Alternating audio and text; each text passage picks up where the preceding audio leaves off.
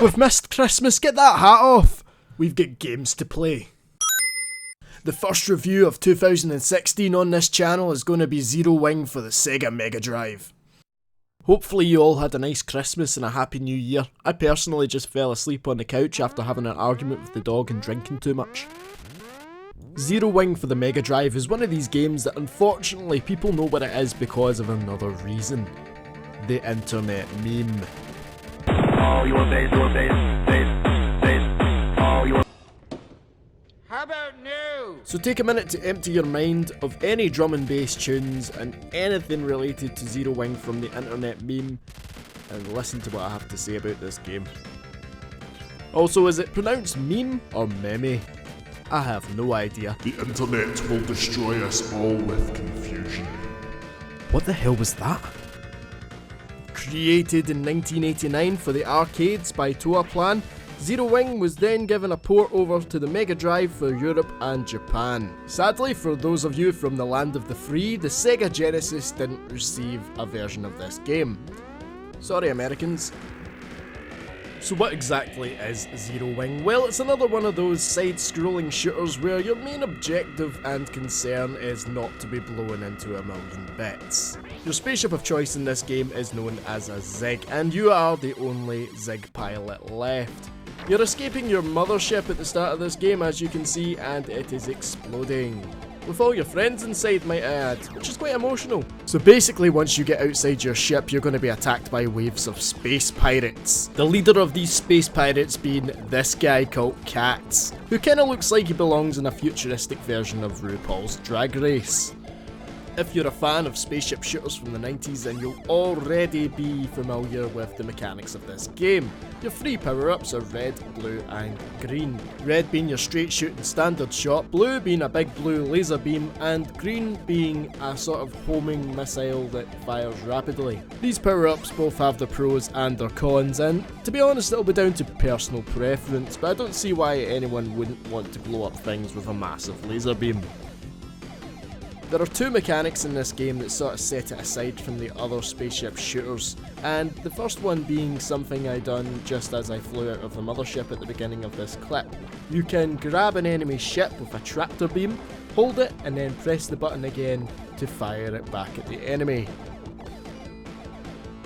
The other really obvious difference between this and a normal side-scrolling shooter is the fact that you have two companion pods that fly alongside your ship. These companion pods next to you are indestructible, so you don't have to worry about enemy ships blowing them up. Also, if an enemy ship either bumps into them or tries to fire at them and a missile hits, you won't explode. The only way you'll die in this game is if your ship comes into contact with A, the sides of the stage, or B, an enemy ship or missile. They also give you triple the firepower, so I'm okay with these wee bastards coming along for the ride. So my advice to you for surviving in this game is the usual advice. Collect power-ups, make sure they're the same colour every time, and don't get hit. So something I get asked a lot is, why don't I get bored of these side-scrolling shooters, or the top-down shooters for that matter, and it's usually down to the fact that each one of these, despite having very similar mechanics, have a very unique style to them. There is a huge variety of enemy ships within Zero Wing, and a huge variety of bosses and mini-bosses too, as long as these games have interesting level design, fantastic music, and enemies that you just really start to hate so much that you keep playing the game to make sure you destroy their arses. Then that's really all you need to keep interested in side-scrolling and top-down shooters. I'm not kidding when I say the soundtrack to this game is one of my favourite game soundtracks of all time. Go download it, go listen to it on the train, work will be so much better for you that day, I guarantee it. Can I just take a minute to say I love when the bosses in a game are grotesque and horrifying and ugly, because it makes it that much better when you destroy them. You think you can just walk in here and start firing blue Cheerios at me? No. As you go deeper into this game, the difficulty will intensify, meaning that you will have to stay on your toes and not lose focus, otherwise you're going to end up getting your arse handed to you. Just like this boss here who almost broke my thumb with me trying to dodge his missiles. If Han Solo got the Millennium Falcon pregnant, this would be the child. Zero Wing is the type of game you can just pick up and play, but at the same time it isn't a walk in the park and you will die repeatedly, but don't let that put you off.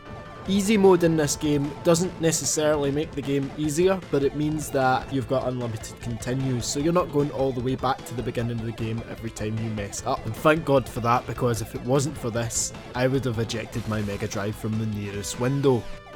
I really enjoy a well-designed level boss, and Zero Wing has tons of them, and it really does make sure that you're on the edge of your seat with the sort of presentation and the build-up towards a boss. Then when you finally get there, you can be guaranteed that the boss will have something up its sleeve that you've never saw before, whether it be massive fireballs or homing missiles or any of those gifts of death.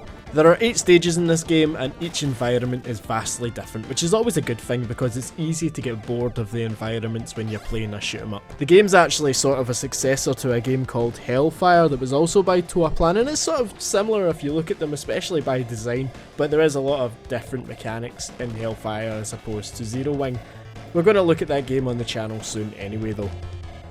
So my final thoughts on this game are that it is a must-have for your Mega Drive collection. This game isn't especially cheap anymore, which is a shame because a lot of people would get a lot of enjoyment from it, and I bet they don't even realise this game exists. But nevertheless, get a copy of this game, get a crate of beer, gather all your friends, and educate them on where that stupid meme came from.